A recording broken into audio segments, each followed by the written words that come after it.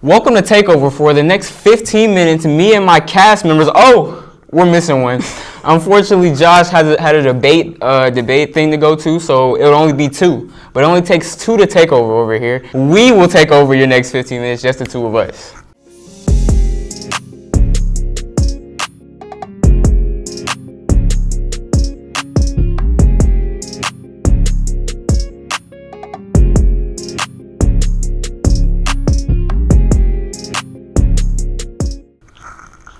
All right, so starting off with hoops, there's a lot of interesting rookies this year in the NBA. Who do you think will be the rookie of the year?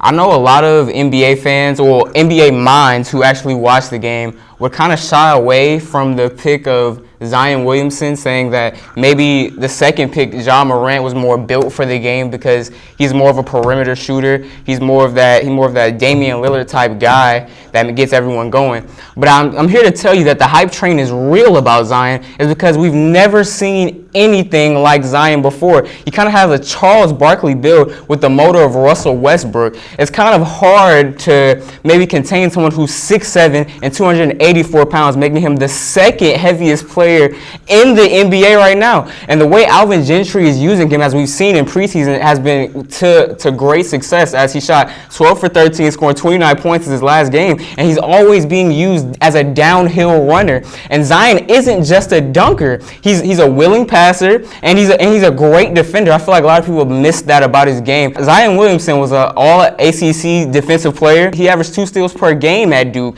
and he shows out when the competition is biggest. Not to knock Morant for not playing the elite competition that the ACC does, because, I mean, he can't really control that. But Zion puts up 28 versus Kentucky. He puts 22 and 10 versus teams like Gonzaga, and a great player like Maru. So, I mean, once you factor all that with Zion, I mean, what else can you take away from him? I feel like Zion's going to be the rookie of the year because he's just that explosive. He's great on defensive end. He's a great two-way player, and he's the best physical specimen out of the rookie class.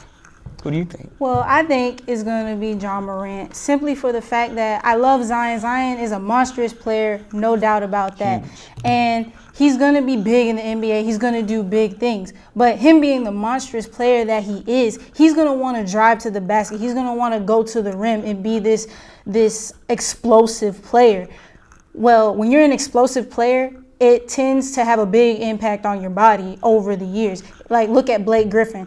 He had to refine his skills to where not only did he drive to the basket and make explosive plays, but he had to develop a shot. And I think Zion will have to do that. He will have to develop a shot. He won't be able to blow past defenses as easily as he did in college. This is the NBA. He's going to be going against people like LeBron James, Anthony Davis, Kristaps Porzingis, Giannis, Rudy Gobert, who's not afraid to block your shot. Maybe 10 years ago, 20 years ago, when it was a big man league, I would have gave it to Zion. But now it's a guard wing driven game. And Ja Morant, he thrives in that environment. He has a better shot than Zion. He has better ball handling skills than Zion. And he is the first player in NCAA history to average over 25 points, 50% from the field, and average 10 assists through the whole season. That means he makes other players around him better. That means he is great when it comes to finishing, and he's a great teammate. His ability to conduct the game and finish at the rim is amazing. He plays for the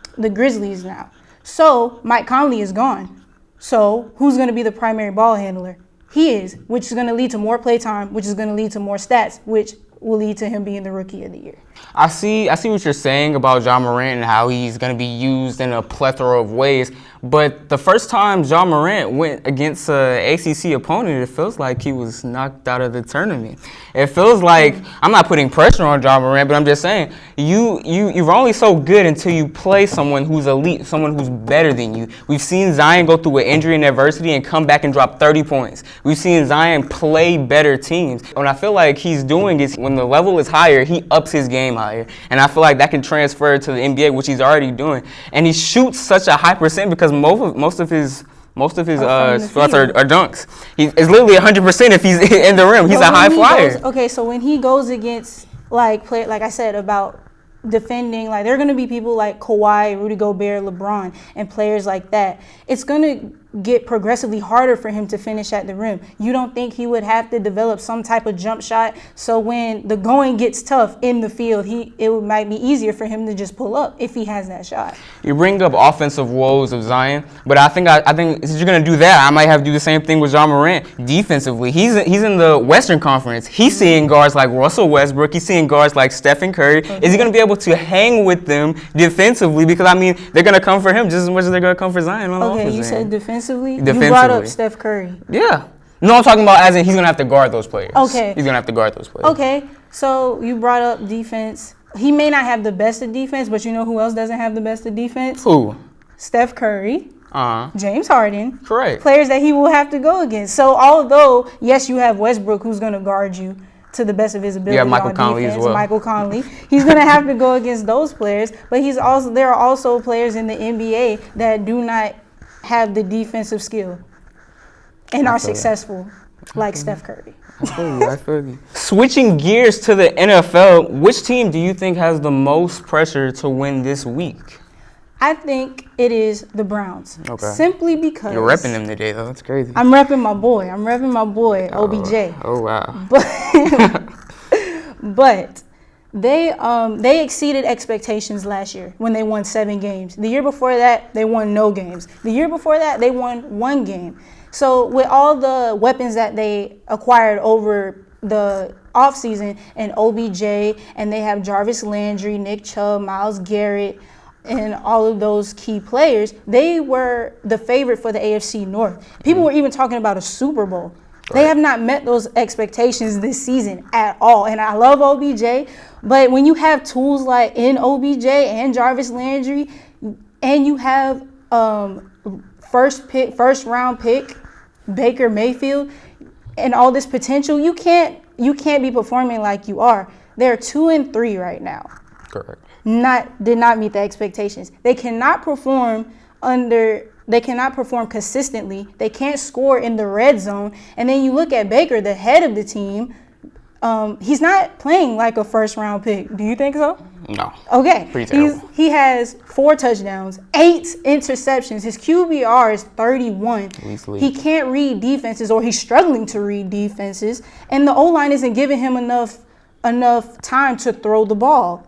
And if you look at their schedule coming up, they have to play Seattle, the Patriots, and the Bills. They have to win because the rest of their season is going to be the gauntlet, literally, for them if they don't straighten up. I see what you're talking about with the Browns, but I just feel like everyone kind of took a huge sip of the Browns Kool-Aid before we even saw them play. We saw gigantic stars. We saw a packed defense. Then I feel like everybody skipped that we missed first-year head coach Freddie Kitchens, which I don't know if that was maybe just a business decision or a conscious decision to put him in there. But he doesn't like he knows what he's doing. Mm-hmm. And then you have a lackluster offensive line that can't protect Baker Mayfield at all because he's playing horrendous. But apart from I know you're taking the Browns, but I'm gonna go to the NFC and I'm gonna pick the Rams. I mean, you lost your last 2, and the thing that makes really worse about this, your 2-3 record, is you're in the NFC West with the undefeated 49ers, which you have to play this week. Mm-hmm. And then you have the 4-1 Seattle Seahawks. Jared Goff is underplaying, but it's not really his fault. It's like I'm gonna have to send an APB out of where's Todd Gurley at? Where is he at? I don't know what imposter has been wearing number 30. Maybe it's the injury, but if it's the injury, and we're gonna have to keep asking him about it, why put him out there for him to get exposed like that? Literally, he had 5 rushes in one of those weeks. I mean, for them, is Jared Goff going to be that quarterback that everyone thinks he is? And to me, I don't think Jared Goff's elite yet. He has elite level receivers like Cooper Kupp and Robert Woods. But I mean, to that extent, maybe they're catching up to Sean McVay. Maybe they're closing out on what we thought was that most explosive offense.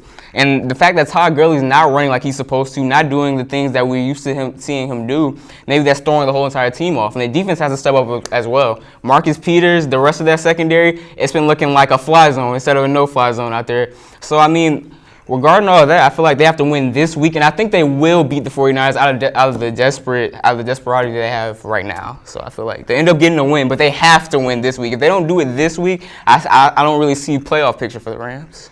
I agree with you on that part, but I also feel like we know the Rams. We know what they're capable of. Yeah. Aaron Donald, ranked number 1 out of all the other The NFL best defensive players. yeah. Yeah.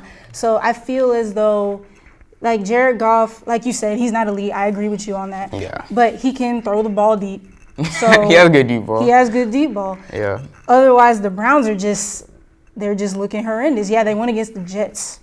And the Jets and the Ravens. Well, Lamar Jackson wasn't playing well that game. So ending on the NFL with the last topic of today, Patrick Mahomes and Deshaun Watson will be facing off against each other this week. Who do you think is more valuable?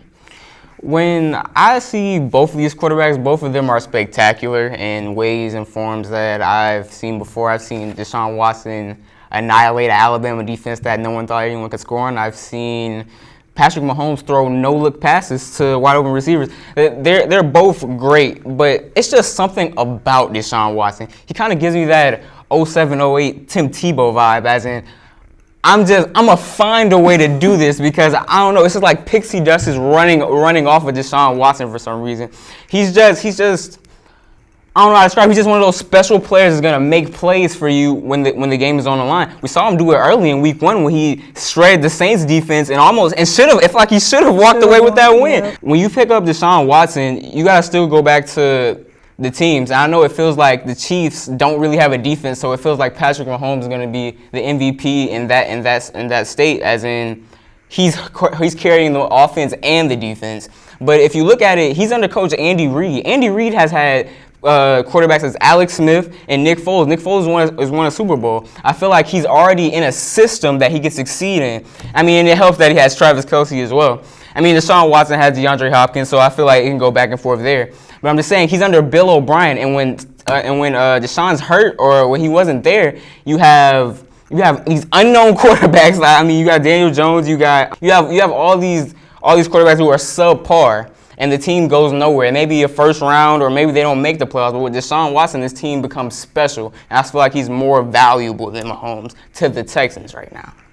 So I'm going with Patrick Mahomes because if you look at the quarterback position, it is the most difficult, most important job or position in the NFL. You have to know coverages. You have to know coverage changes. You have to know where all 22 players are doing at all times. You have to manage the clock, and you have to read plays.